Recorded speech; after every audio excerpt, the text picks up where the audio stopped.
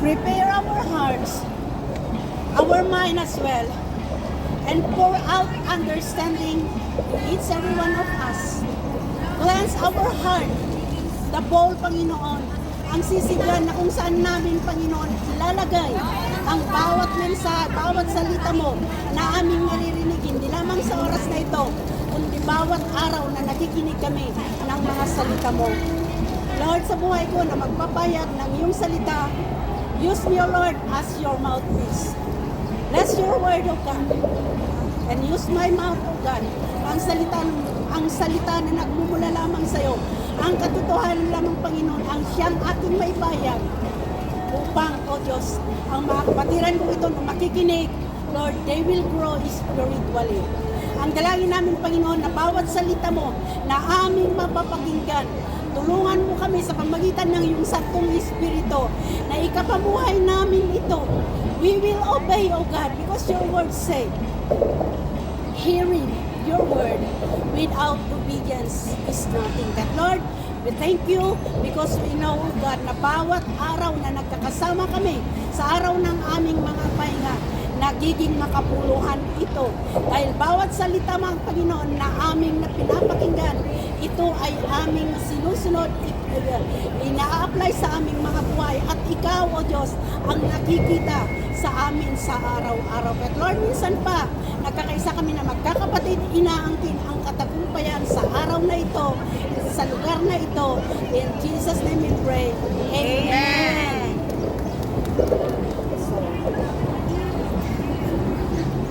Ang init, no? Hello, mga ading! Hi! Sa buhay nyo, meron ba kayong experience, karanasan, na hindi nyo makalimutan yung napakasakit?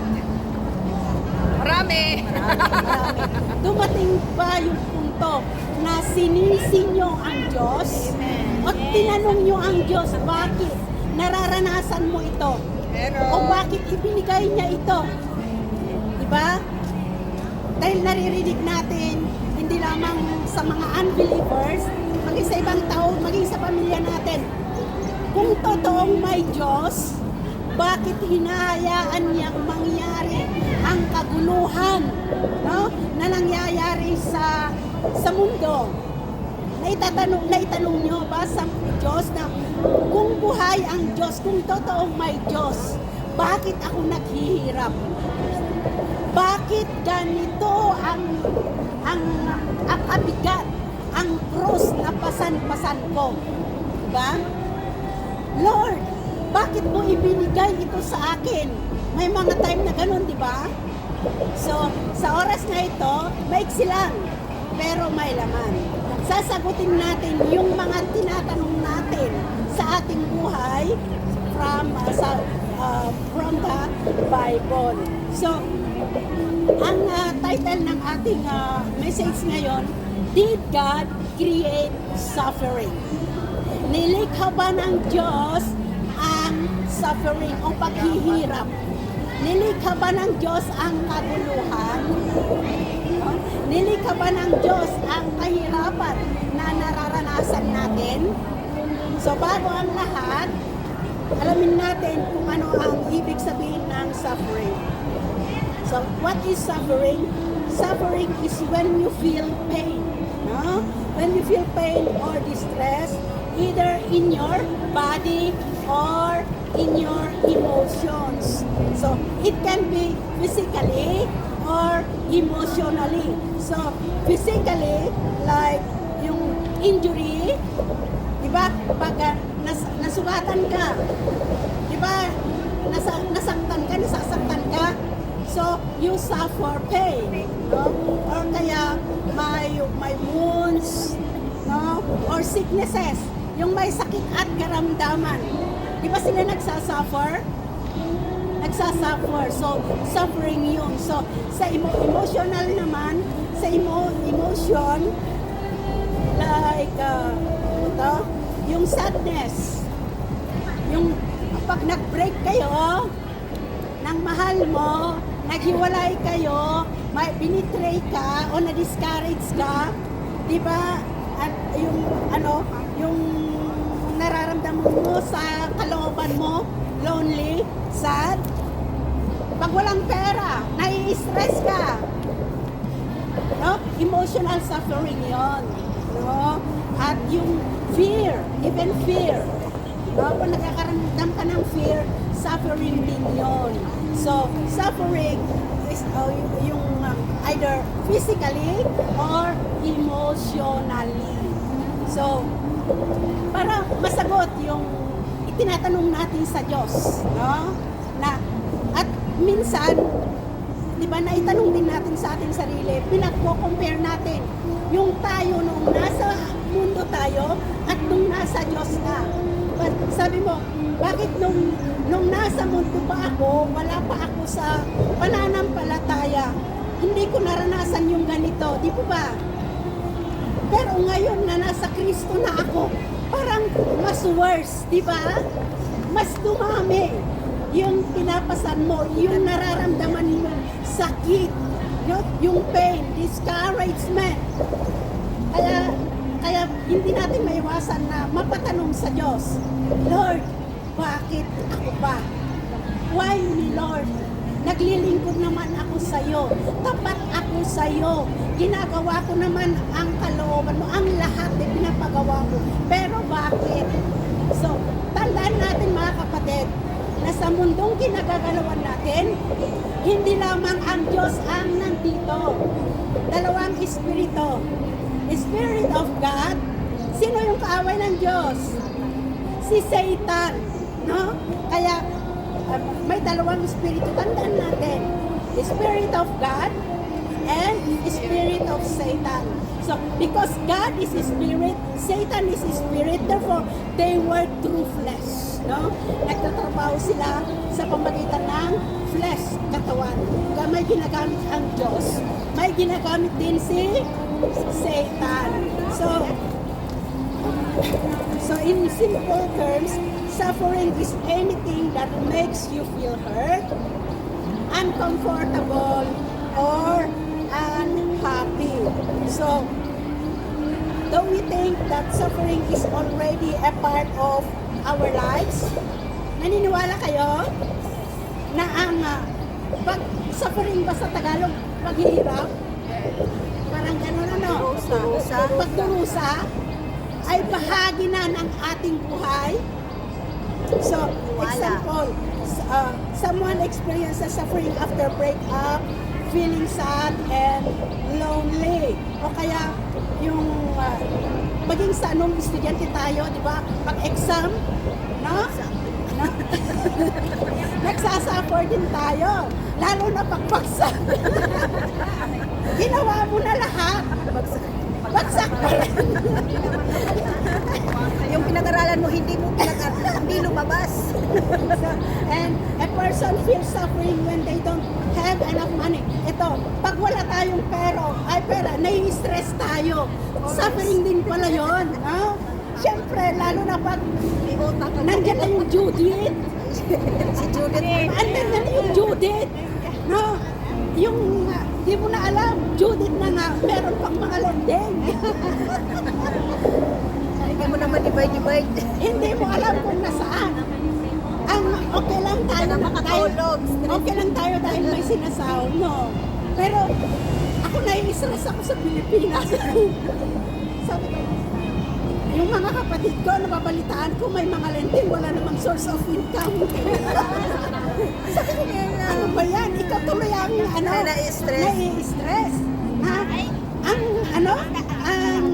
lakas ng loob nilang mag-lending, wala naman silang source of income. O tapos, mangingi sila ng sa'yo, tulong. Ng tulong. Kaya pati ikaw, nai-stress din. Ha? Kasama ka sa suffering nila. Damay-damay daw, pastor. Damay-damay yung suffering. So, Kristiyano man o hindi, talagang yung suffering bahagi na ng ating buhay. Pero ang tanong, nilikha ba ito ng Diyos? Hindi. So, kung may Bible kayo, open your Bible in Genesis 1:31. Sabi nga dito sa Genesis 1:31, God saw all that He had made and it was very good. na ito yung yung pang-anim na creation ng Diyos. No? So in every creation, yung first day, second day, third day, fourth day, fifth day, sabi niya doon sa bawat creation niya, it was good.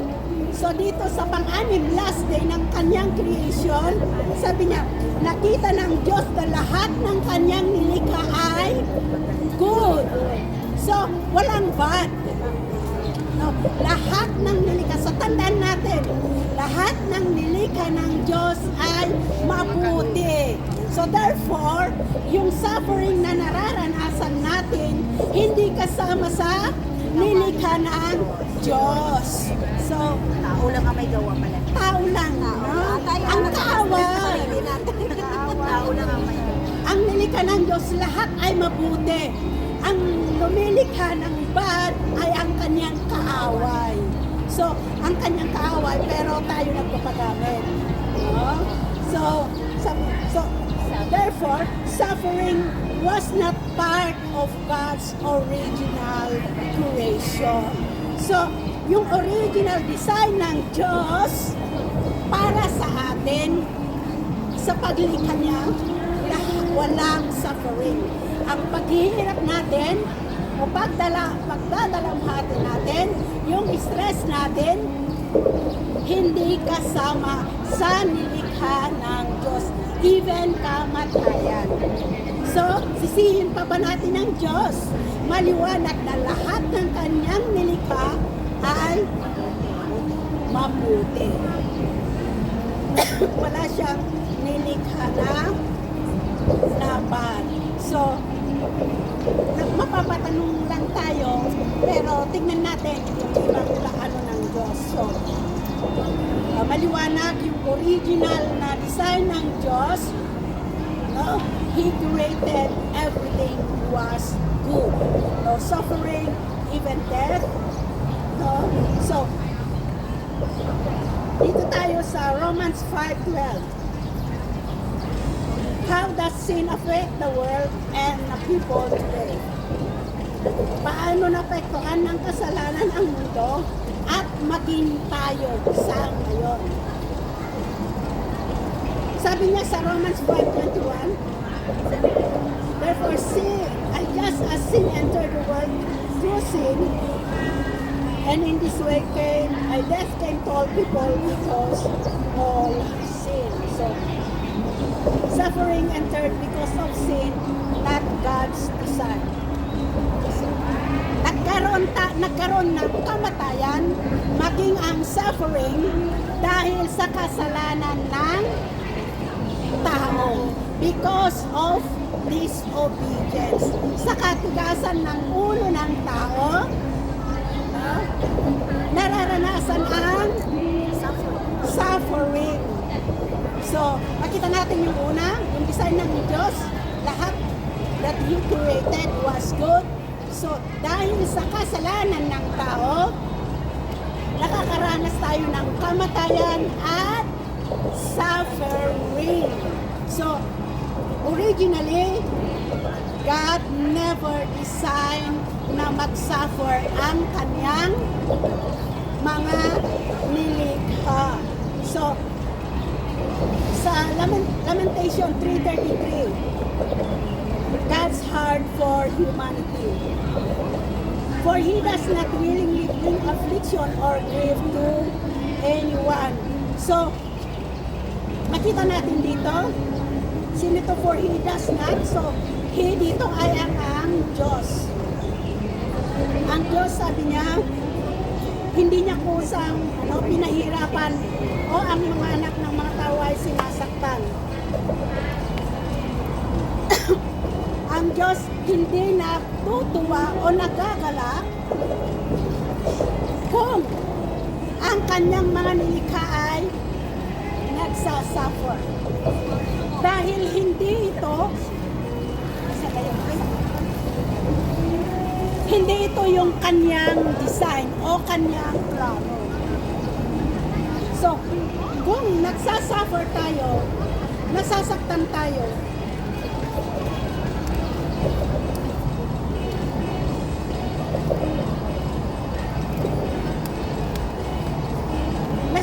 nasasaktan din ang Diyos. Huh? Kung ano yung nararanasan natin, nasasaktan din ang Diyos. Because He is our Father. Kung ang ating mga magulang, tayo na mga magulang, sinong mga magulang dito? Di ba pag depressed o may problema yung anak mo, anong pakiramdam mo na magulang? Masaya ka? Di ba?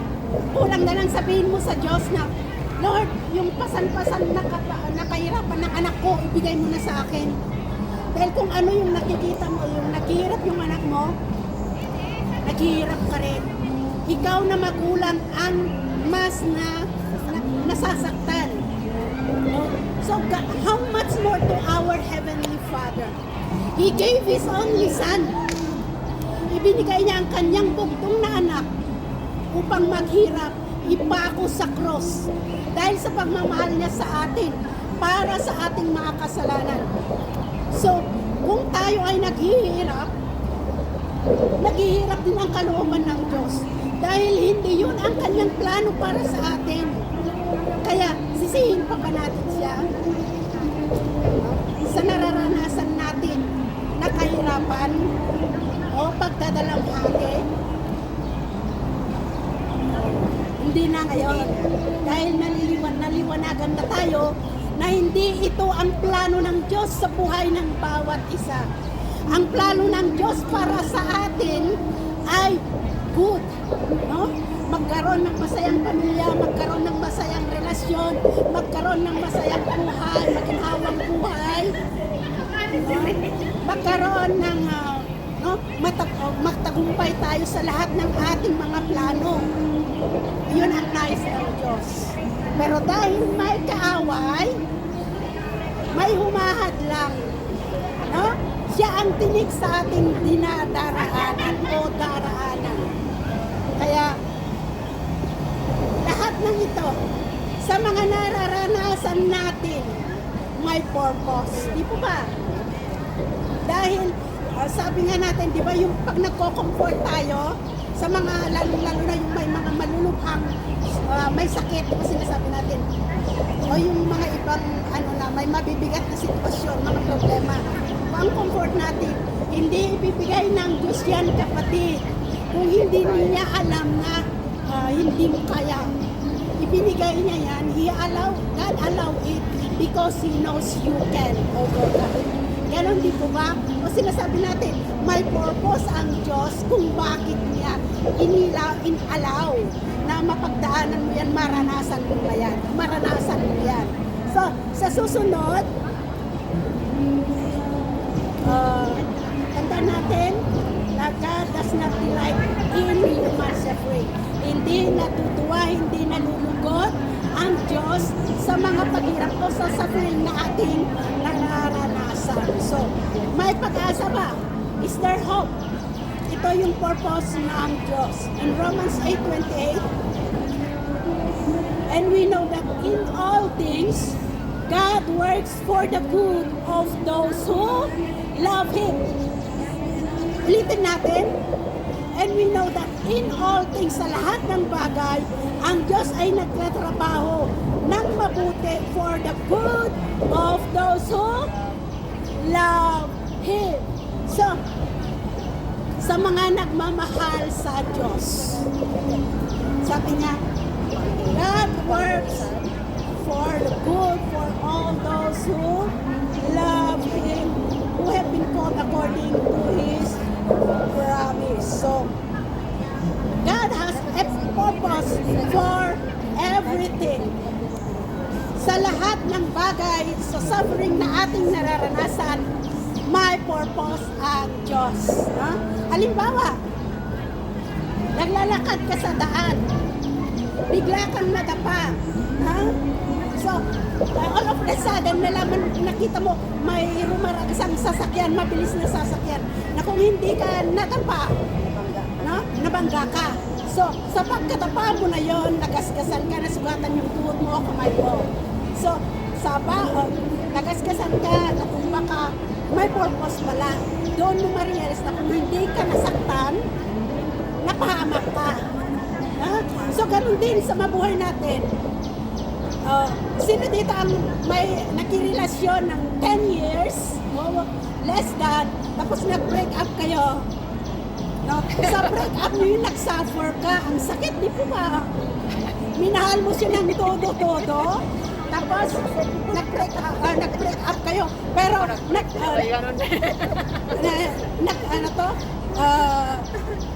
after your breakup nalaman mo, may iba pala siya before na dalawa kayo. O di ba? Kahit masakit sa'yo, nag-suffer ka, iniyakan mo ng ilang buwan, no? At taon, bago ka makarecover, yun pala meron siyang iba, dalawa pala kayo. O di ba? May purpose. Na? Kaya nga, halimbawa, yung ikaw, may asawa, anak, yung asawa mo, nasa kanya na lahat. Ha? Sana all. Tamad, irresponsible. Sana all. Pamigay mo Lahat ng bisyo nasa kanya. Ha? Pero hindi mo, iniisip mo yung ano ng mga anak mo. Ha? Dahil gusto mo mabuo. No? Gusto mo, ang desire mo bilang isang ina, buo ang pamilya mo, may ama ang mga anak mo hanggang sa paglaki. So, nagtiis ka ng ilang taon, iniluhod mo sa Diyos. Ha? So, kahit ganon, sabi ko may purpose, hindi ka sumuko. No? Yung faith mo sa Diyos, no? So, sa ganon na, yung process ba, how many years, ganon ang nakikita mo, walang hope. Pero sa pagkataon ko, nasusukat yung patience mo at yung faith mo. So, dahil hindi ka sumuko, no? Hindi ka rin umalis sa Diyos, nagtiwala ka, just iniyak mo, iniluhod mo sa Diyos, may himalang nangyari, binago ng Diyos. Diba? Lahat ng nangyayari, yung suffering mo na yon, umiiyak ka araw-araw, no? So, sa pag-iyak mo, yung suffering mo na yon, yung purpose ng Diyos, nasusukat yung patience mo, yung faith mo sa Diyos. Diba? May good result na bago. No? O kung ang kamag-anak mo naman, o mga anak mo, may anak kang pasaway, no? Nakulong. Di ba ang sakit bilang isang anak o bilang magulang? O kahit kamag-anak mo, pero sa pagkakulong niya na yon, sa kulungan niya nakilala si Kristo. No? Di ba? Lahat ng suffering, lahat ng pinagdadaanan na suffering o nararanasan natin, God has a purpose. Nakulong siya, pero doon niya nakilala si Kristo. Doon siya binago. No? Kaya, tandaan natin, lahat ng suffering na pinagdadaanan natin, God has a purpose. No?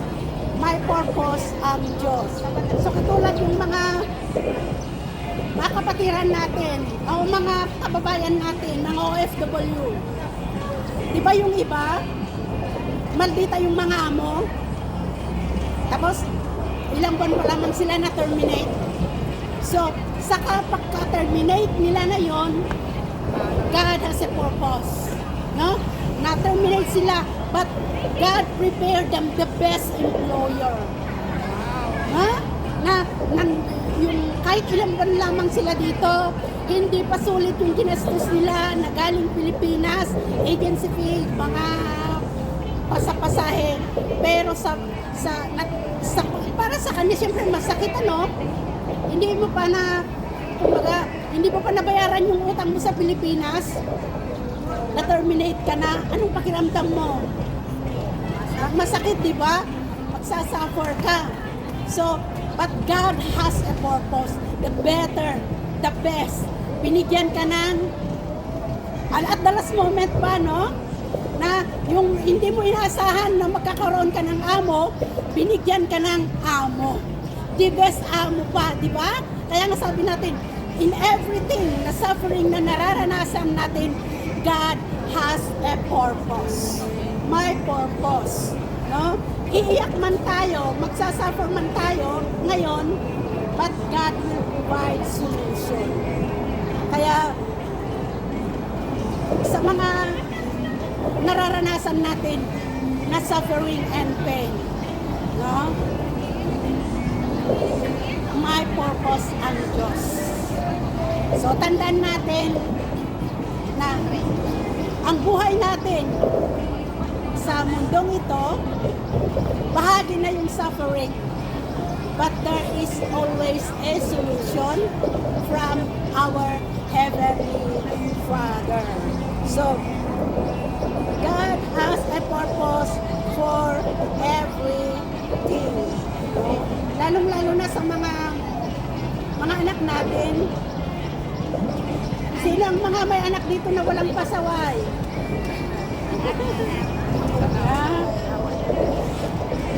Lahat, kahit sabihin natin na mababait silang lahat, meron pa rin silang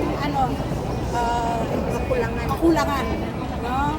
Pero ganun pa man, kahit bilang magulang, nasasaktan tayo dahil hindi yun ang nais ng Diyos, no?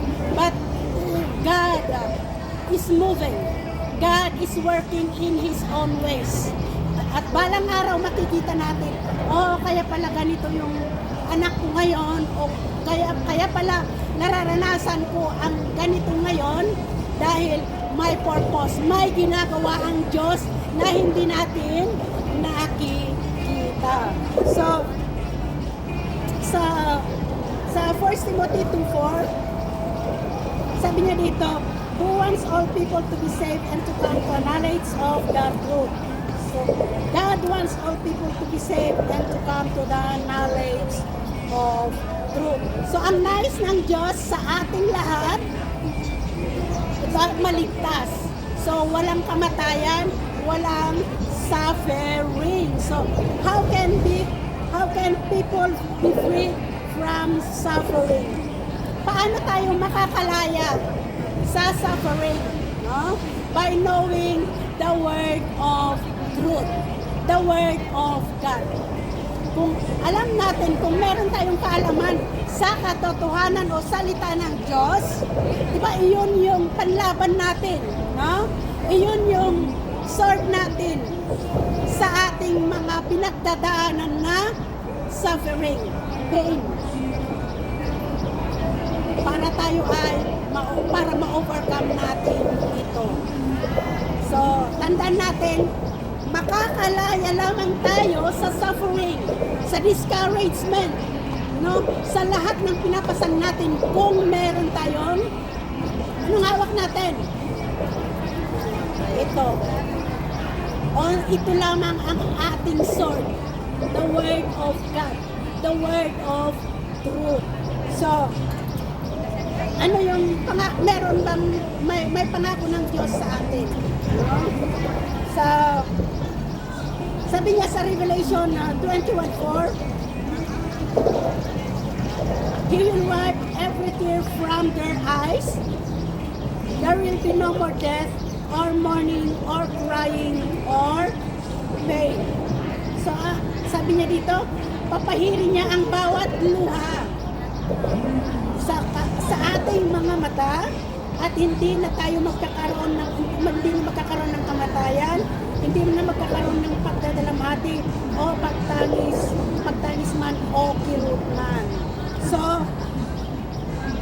ano yung pangako ng Diyos?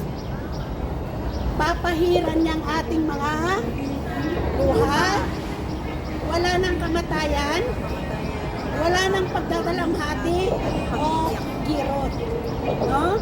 So, sa key message natin, suffering is temporary. Nagsasuffer man tayo today, but tomorrow, wala na. So, di ba ganon? Ganon yung nararanasan natin. Hindi yung suffering natin ngayon, ilang taon na, suffering mo pa rin. Di ba? Kaya nga sinasabi natin, God will make a way where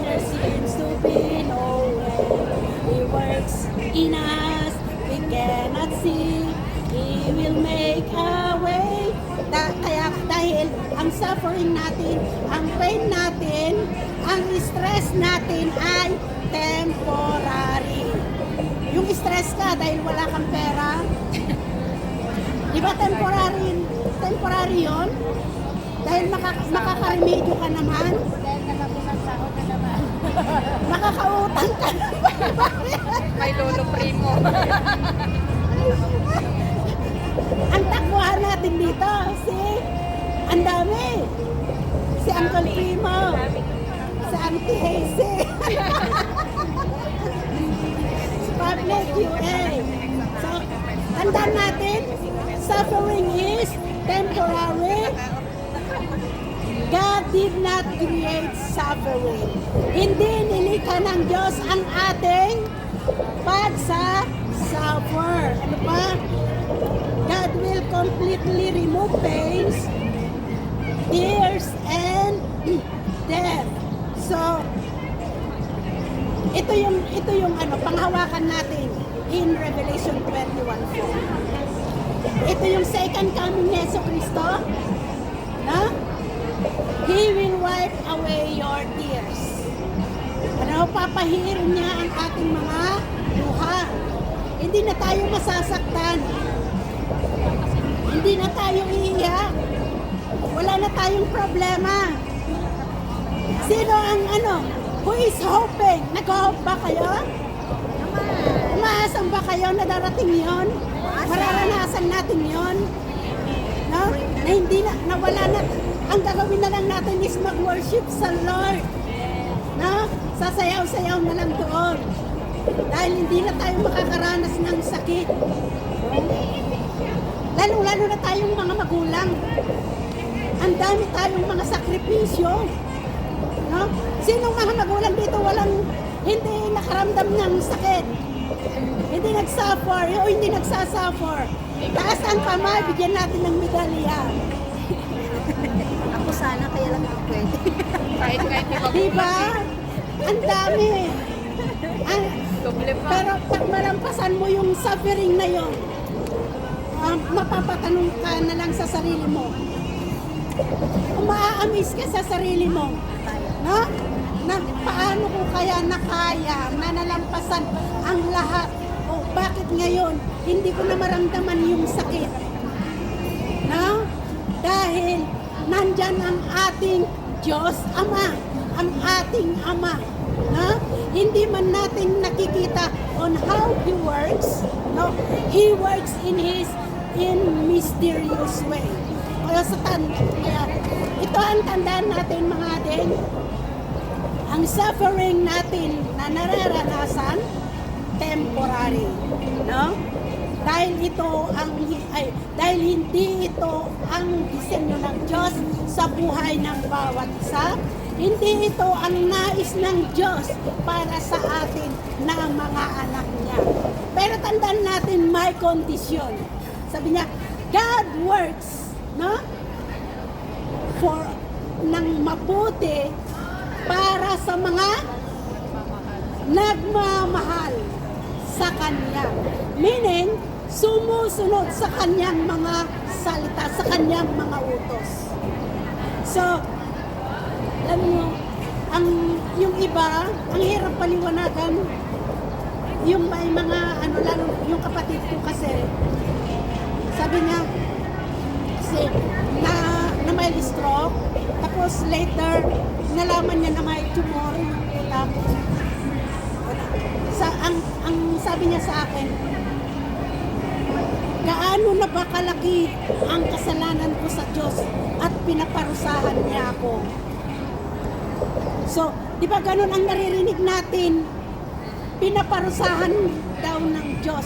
Pinaparusahan tayo, pinaparusahan ako ng Diyos dahil sa ating mga kasalanan. Pero tama naman yung na sa bawat kasalanan na ginagawa natin, may consequences. Pero tandaan natin, God never hates sinner.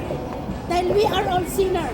God hate is the sin na ginagawa natin. No? Kaya nga, para makalaya tayo sa suffering, kailangan natin ito. Dahil bawat mali, bawat pagsuway natin sa Diyos, may consequences. No? Kung sumuway tayo sa Diyos, sinong magsasuffer sa consequences? Tayo. Kaya narinig ko yung sinabi sa suffering, sa sakit naman at karamdaman, narinig ko yung sinabi ni Dr. Saan mo kilala niya? Ayun sa Pilipinas, yung bakit marami tayong nararamdaman sa ating mga katawan, mga sakit at karamdaman, inabuso natin. Ha? Kaya hindi man agad-agad na sisingilin tayo ng ating katawan, someday sisingilin niya tayo dahil sa kapabayaan natin. No? Magsasuffer tayo dahil sa kapabayaan natin.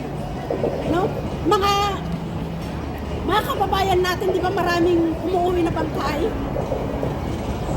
No? Maraming matay mga kababayan, mga OFW, hindi binibigyan ng oras ang Diyos. No? Pagod ka na nga sa buong linggo sa amo mo, mag-part-time sila, 3-4. So, inaabuso mo ang sarili mo. No? Hindi mo binibigyan ng oras mo ang Diyos.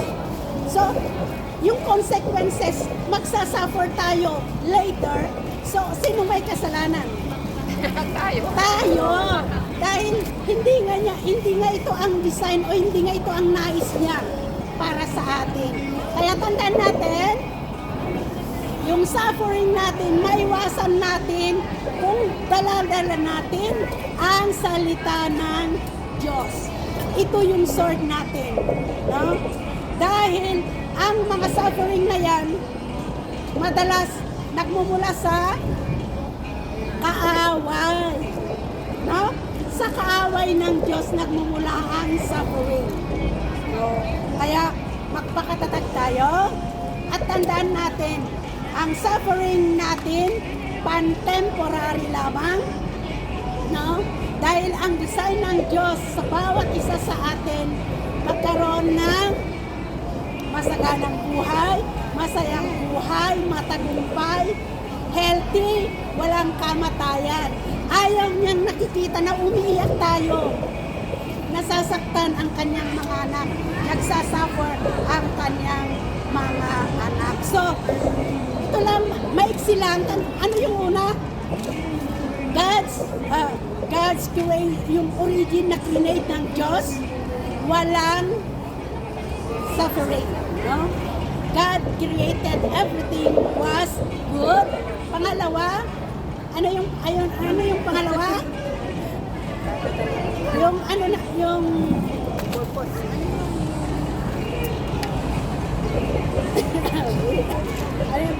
God's original design, God created all good. At ang puso ng Diyos para sa ating mga kanyang nilikha, no, sa Lamentation 3:3, God does not want na, hindi siya natutuwa na tayo ay nagsasuffer. At yung purpose ng Diyos sa atin sa Romans 8:28, no, may purpose ang bawat suffering na nangyayari sa atin.